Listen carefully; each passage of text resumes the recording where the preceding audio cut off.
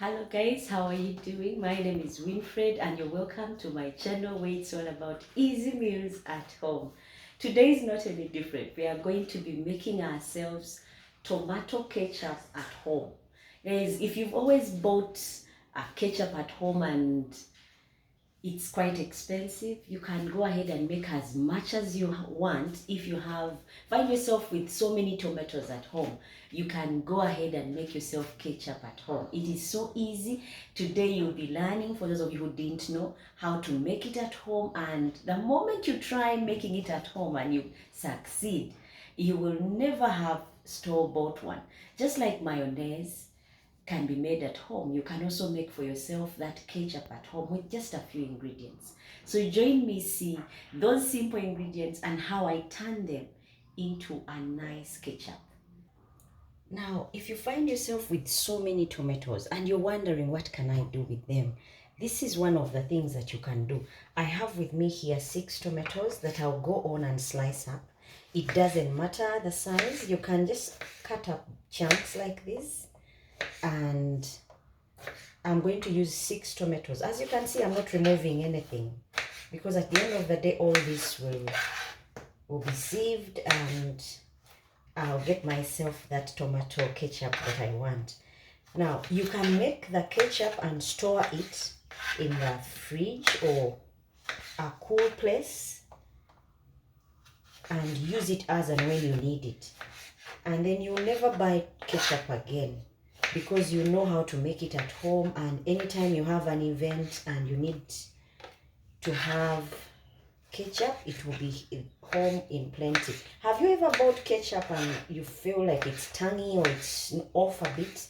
It's because of the way they made it. But if you make it at home for yourself, you will not go back buying.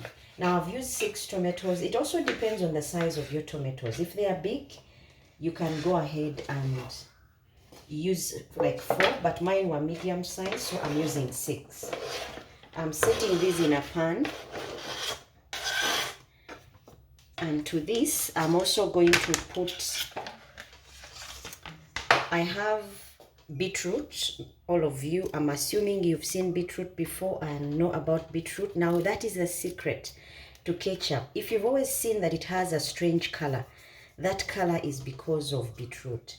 So I've halved my small beetroot into 2 like this, and I'll drop these also in my pan like that. And I've also got cinnamon scraps like these ones. I'll use 3, but if you have one big one, you go ahead and use that one. So I'm going to set this like this.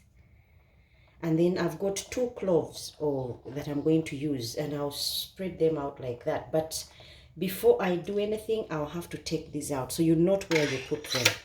And then I'll add my water, like a cup of water to this. I'll use half a cup and then put to a boil. Now I've set this on fire, but I'm noting where I've put my cloves, so that because they are very tiny, I don't lose them when they have boiled. And then you cover and let this boil until the tomatoes are soft. Now our tomatoes have softened. Time for me to take off the heat, and then I will remove those other ingredients that I don't need to blend. You see our cloves are here, and now I'll remove also the cinnamon and the beetroot. Now you look for all the cinnamon that you place. Remember, if you put 3 scrapings of cinnamon, go ahead and find them, because we don't want them blended in here. In the meantime, it's also allowing our tomatoes to cool, and then we blend. So if you've been wondering about ketchup, guys, today you are in luck. So let us get cooling and blending. Now I'm transferring the tomatoes and 1 beetroot for starters in the blender. Reason for using beetroot is ketchup, guys, has a different color from tomato sauce. So I'm using beetroot because that's the color that mixes with tomatoes and gives us that strange and nice color that we love about ketchups. Now remember our 2 pieces of beetroot that we used. I've only put one for now. If I see the color is good, then I don't put the other one. But if I see it's not, then I'll use the second one. I'm going to blend for now.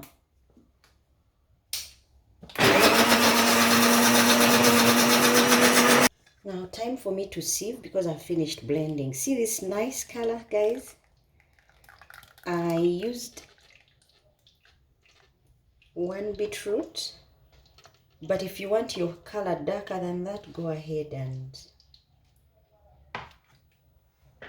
use the other piece as well. Remember, we sliced up our small beetroot into 2, and then we used 1/2 into 2 slices, but in blending I've used only 1 slice. So if you want a deeper color for your ketchup, you go on and use both beetroots. And as you can see, my blender didn't even blend it very well because I still see some pieces of beetroot in here. So right now I'm just sieving, and when I'm done, I'll transfer this back on heat, and then you'll see what else we can do. Otherwise, in the meantime, go ahead and sieve your tomato ketchup. Guys, this is very easy to make at home. It will be tasty, and also the other satisfying bit is you know exactly what is in your ketchup. These places we go to and the ketchup tastes strange, they only know what they put in there. But if you make it at home, you know exactly what is in there, and you can just play with all these spices. Now we've finished sieving. Going on and adding a tablespoon of cornstarch, and then to this I'm going to add 3 tablespoons of sugar. Reason being, tomatoes are very acidic, and if you want your ketchup to be sweet, this is the way to go. You put 3 tablespoons of sugar. And then the beauty of making ketchup at home, you can make it about any flavor that you want. So me, I'm putting garlic powder because I want garlic ketchup. Now you can, this is optional. If you don't want garlic powder in there, or you don't want your ketchup with garlic, don't add, but I've added in mine. And then I'll mix and then turn on the heat after mixing. You do the mixing first before you turn on, so that it's well mixed before you cook. Now I've finished adding all my other ingredients. So what you do, you turn on the heat and just stir and give your ingredients time to cook. This would be about 4 minutes, and then you take off. To this I'm going to add a tablespoon of vinegar, stir, and then I'll take off.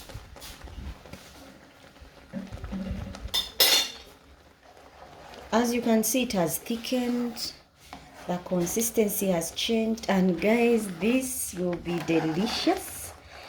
Use this as a topping over your fries or chips, and then you can also use it as a dip.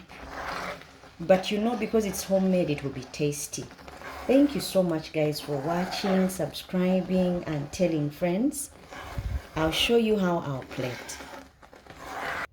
Now our tomato ketchup is ready. Garlic tomato ketchup is ready, and you need to get a container like this one or a jar, and then put it in after it has cooled and seal it. This is how I would seal off mine and keep. This can take me for a whole week if I'm looking to eat. So until next time, guys, this is our ketchup. Join us again when we make yet another kind of topping using tomatoes. Otherwise, God bless and enjoy.